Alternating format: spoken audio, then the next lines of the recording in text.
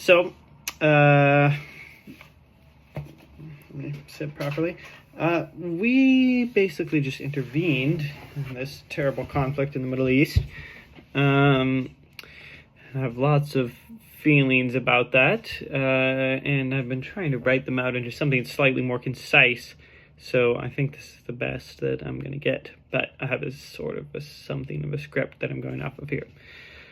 So I'm going to go down it section by section, and hopefully we'll paint some sort of picture of my broad thoughts on the issue. First, I want to talk about my thoughts on Iran's nuclear program. The nuclear program is principally bad. It should be a goal of the United States as a great power to control and mitigate nuclear proliferation. Iran is illegally developing a great deal of its program, and in some sense, it is a great act of bullshit that Iran has this program in the first place. It's a complete violation of international law, and it's an obviously dangerous move. Procuring weapons which can eliminate its cities is something which we should generally stop states from doing. However, I do feel that in another sense it is morally justified, or if nothing else, fair, because Israel also has nukes. Is it really bullshit? Kind of, maybe not, I don't know. When we talk about it, though, the end of the question is that Iran should not have nukes because most countries in the world should not have nukes. Perhaps none should. But less is always better. Diplomatic engagement has been relatively successful at containing Iranian nuclear ambitions. There has always been bullshit from Iran in every agreement that we've made. We most notably made an agreement under the Obama administration, which people call the Iran nuclear deal, which lasted for a while. But if you look at it, it was relatively effective. Iran, as always, was a dick and tried to slip out and be slimy little fuckers. But it ultimately did result in the decrease in Iran's ability and interest and actual activities pursuing the development of refined uranium. If you look at it in the long run, the vast majority of Iran's large, high-enriched uranium content has all been refined post-2018 when our government, under the leadership of this fucking idiot, President Donald Trump, withdrew from the agreement. And he did that, and who would have fucking seen it coming? The Iranian government, in accordance, starts its large-scale development of refined uranium, which has continued since then, and Iran now has a great quantity, which it could probably turn into a bomb. However, there is an important distinction which also must be talked about when talking about nuclear programs, which is the difference between having uranium and the difference between having the bomb. A lot of countries on Earth have uranium. Not a lot of countries on Earth have the bomb. So, this is because of the critical difference which the international community and intelligence calls weaponization. What Iran has right now is a lot of refined uranium, which means that it is uranium which has higher quantities of neutron-heavy isotopes. It's kind of a physics term, and it doesn't really matter, but basically the type of uranium that is needed to make a bomb, which is neutron-heavy. Since 2003, Iran has not maintained a weaponization program. Prior to that, Iran did maintain a weaponization program. They were actively and with some degree of direction looking to immediately develop a bomb, in the same vein that Syria or Iraq was trying to do at the time. And then we invaded Iraq for this same bullshit. And Iran says, oh, whoa, we're not going to do that. We're not making a bomb. Hey, guys. And you know what? The remarkable thing is American intelligence pretty accurately concluded that Iran is not weaponizing. They're not taking uranium and trying to make it into a bomb. What they are doing is taking uranium and trying to make it into better uranium. That matters because that's part of building a bomb, but that's not a bomb. I mean, we should make that distinction. We should understand that distinction before we go and invade someone because we forgot the distinction. What Iran has, again, is this refined uranium.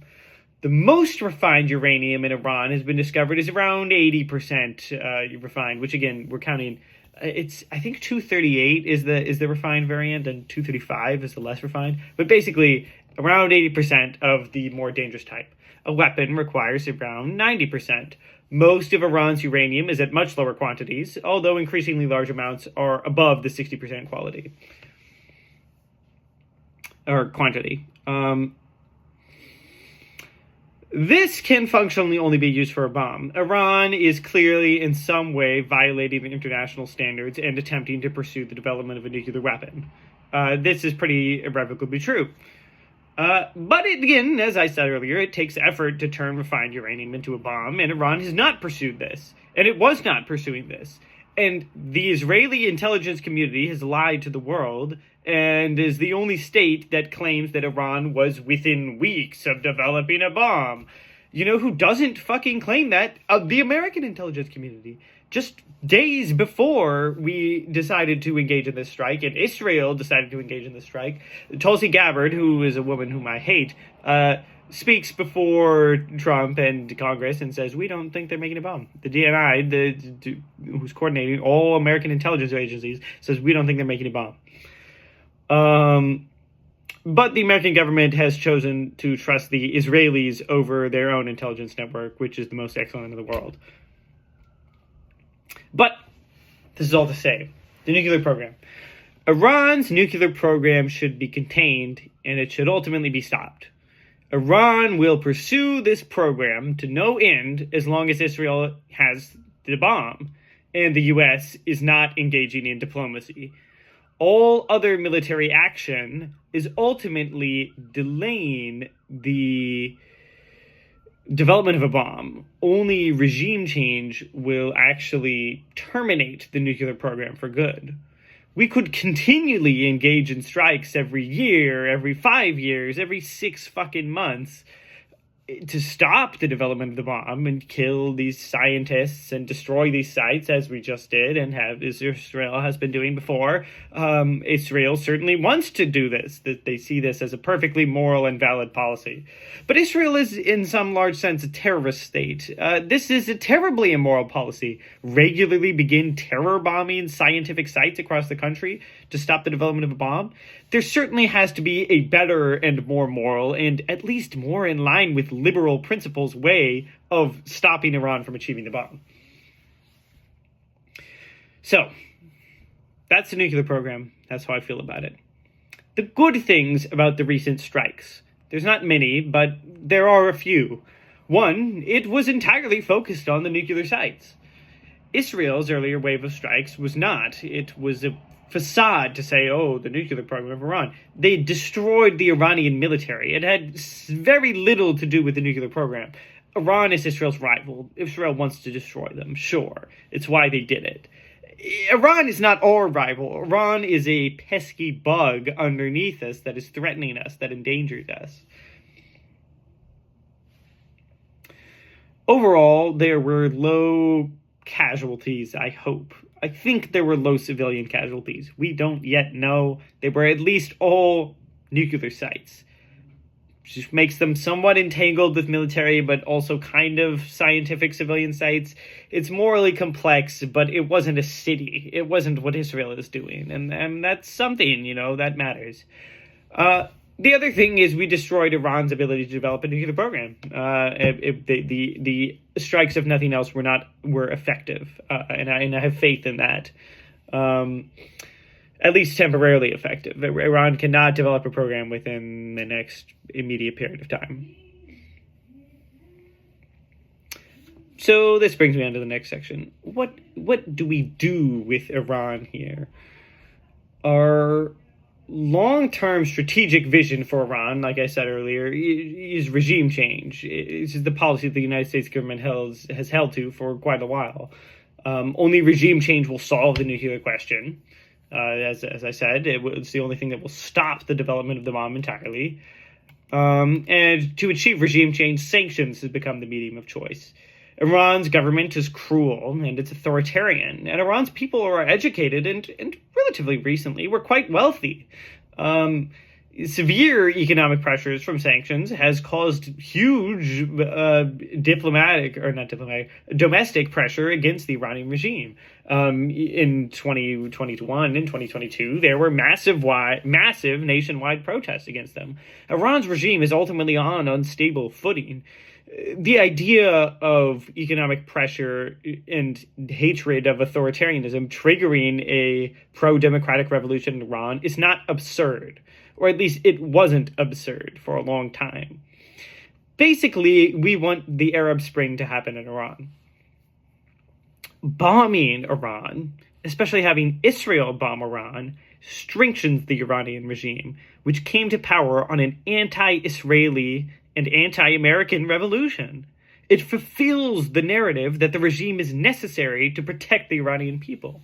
When your regime has its legitimacy from this cause, how could attacking it remove that legitimacy? All it does is double down on it. So, until regime change is achieved, though, Iran is still the problem.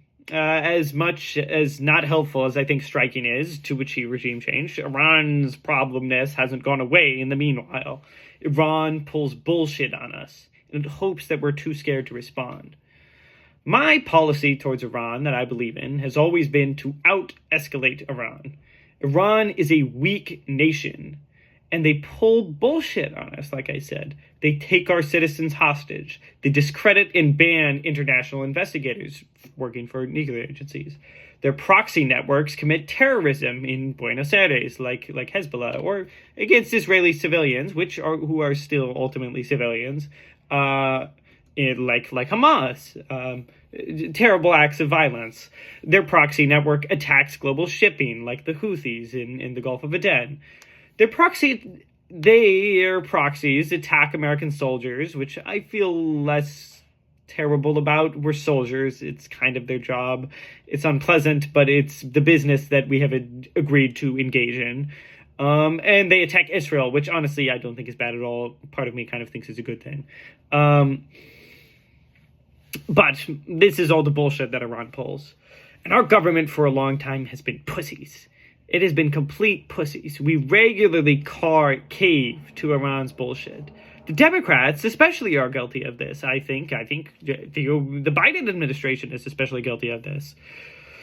The policy of the United States should be that we are going to meet Iran's illiberal bullshit with our superior firepower and show our strength in small batches of escalation, i.e., the Houthis start striking global shipping. We simply go and destroy the Houthis' ability to launch missiles by airstriking Yemen. It's strong and it's violent, but it's something that Iran, it's all they speak in. And as a violent and dangerous regime, it's not wrong to fight them. I don't believe that. But current strikes on Iran are not in response to any Iranian bullshit. We're not out-escalating anything. All we're doing is escalating another step above after escalating 100 times before. That makes us the aggressor. You could argue that what we're doing is replying to Iran's nuclear program overall. But to me, what we really are is coerced into these strikes by Israel. Israel recently has been remarkably successful at destroying Iran's influence in the Middle East. Hamas is gone, Hezbollah is neutered, Assad is deposed. America, our government, has begun to attack the Houthis and Iraqi militias, and we've on and off with both of those, but we have gotten engaged against Iranian militias in a way that we don't always do, which Israel has been very happy about. Israel now, after destroying all of Iran's sphere of influence in the Middle East, has decided that Iran is weak. It has accurately, perhaps, assessed that Iran is weak. And so because of that, it has decided that it will attack them. It has made the animal calculus and says that its enemy now has them stepping on their neck, and now Israel will kill them. It will destroy them. And we have decided to go with Israel's war. Has Iran been a dick to us and to the world and to what our system stands for? Yes. But we strike them now because they're weak and because Israel wants us to, not because they're dangerous to us. The other thing that I have to talk about when I'm talking about what we're doing in Iran right now is our relationship with Israel, because it's so obviously informed this. We are coming here to back up Israel, to save Israel. Trump says in his speech today, God bless Israel. So I want to elucidate my feelings on our relationship with Israel. A brief history. In 1948, Israel has come to existence via a long history of Zionism. The United States is the first country in the world which decides to back the Israeli national movement. Israel would have succeeded probably without our help. I don't think it particularly changed anything, but we made the decision that Israel matters, and we believe in it, and we are therefore going to back it. In 1968 and 1972, during the Six-Day and Yom Kippur Wars, the United States decided to back the Israeli state as if not the key military proxy in the Middle East. Since then, we have increasingly intensely backed Israel as our main ally in the region, perhaps on the world stage. Throughout all of this history, domestic political considerations as to our Israel policy have largely dominated against strategic thinking as to our Israel policy. We have decided to recognize Israel's independence and continually fund and arm them because people in the United States want it to happen. I believe that this is a foolish mistake, and it's a key mistake in the region. Our backing of Israel has hugely and irrevocably damaged our strategic position in the Middle East by earning us the enmity of first every Arab and now every Muslim in the region. Global Islamic terror derides the West and liberalism for this reason. It attacked the United States in 9/11 for this reason. Our soldiers in the Middle East are killed on their own bases for this reason. Israel has always been an immoral colonial project. Yes, they are also a beautiful liberal democracy. And yes, that obviously matters to me. I love liberalism. But Israel is also an immoral colonial project. And as all the Muslim Middle Easterners see, is the latter. As my conflict studies professor once said, Palestinian children don't grow up learning about the intricate complexities and which side is right in the conflict. They grow up running. They grew up running from Israel. We have foolishly inserted ourselves as the ever-present and infinitely loyal devotee to Israel and their interests. We made this decision completely independent of any calculus as to whether it was moral, whether it benefits us, or whether it benefits the global liberal system. We do it because American people want to do it every day, and therefore we continue to do it. The Iranian regime is dangerous to America because it sees Iran sees America as the same thing as Israel. Quite frankly, why shouldn't it? The world would undoubtedly be better off if Israel nor Iran had the bomb. The bomb is a terribly dangerous thing. I think everyone who studies foreign policy, and perhaps everyone in the world, understands that. A bomb with such power to change politics is dangerous. And we should be careful about how we use it. It does matter. But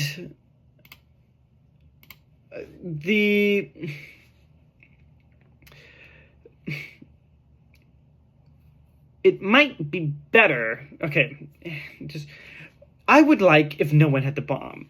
But Israel does now. And it might be better if Iran had the bomb and Israel had the bomb. And those two terrible governments, whom I despise so much, would do something to stop the other from destroying the Middle East. But as it stands, Iran cannot stop Israel with the United States. And so, as it stands, Israel terrorizes the Middle East, commits war crimes, kills innocent people every day, and it gets away with it. I mean, what a terrible cruelty. Can we really pretend like Iran having the bomb is going to be such a problem when we're talking about Israel with this bomb, this terrible government with the bomb, with the same weapon? Like I've established, I hope I have clearly established, I hate Iran. I want their regime destroyed. I have complex feelings about questionable actions of aggression we've taken against Iran, like even the assassination of Soleimani. But for a long time, I supported that action. I maybe even still do. But this current action, these current strikes in Iran, just stem from two things primarily. One is Trump's disregard for liberal norms. He wants a world where the strong can do whatever they want and have no regard for justice or morality or international law. Iran is weak, and so we should kill them. We should destroy them. It's a pathetic way of thinking, and fundamentally a backwards way of thinking. It's not the way politics in this world should work anymore. And two, this current action is stemming from our engagement with Israel. We're not doing it because it's going to save us. We're doing it because if Iran had the bomb, it would threaten Israel. It would threaten Israel's interests. It would threaten our interests, but it would threaten them because those have become so fucking entangled with Israel's. Iran is weaker now. Yes. They do not have the bomb now. Yes. But can such an action be justified when it comes at the cost of solidifying the above two narratives? That liberalism doesn't matter and that Israel is so important to us? Is living in a world without a nuclear Iran worth living in a world where America is a country that cares nothing for the liberal rules that have governed the planet, that have governed society for the past 70 years? We carved out something special. We humans, we Americans, we liberals, in the post-war system, And it's been burning, it's been stretched, it's been squeezed, it's been insulted for so long, and it's never been perfect. But God, can't we try? Shouldn't we try to value that? It seems every day we get further from it. I mean, it's inevitable, perhaps, but that's a terrible thought. These 70 years have been good, or something, better at least. I don't know. This isn't right. It's not moral. And I know that's not what most geostrategic thinkers care about, but it matters. At least it matters to me. It should matter to everyone else.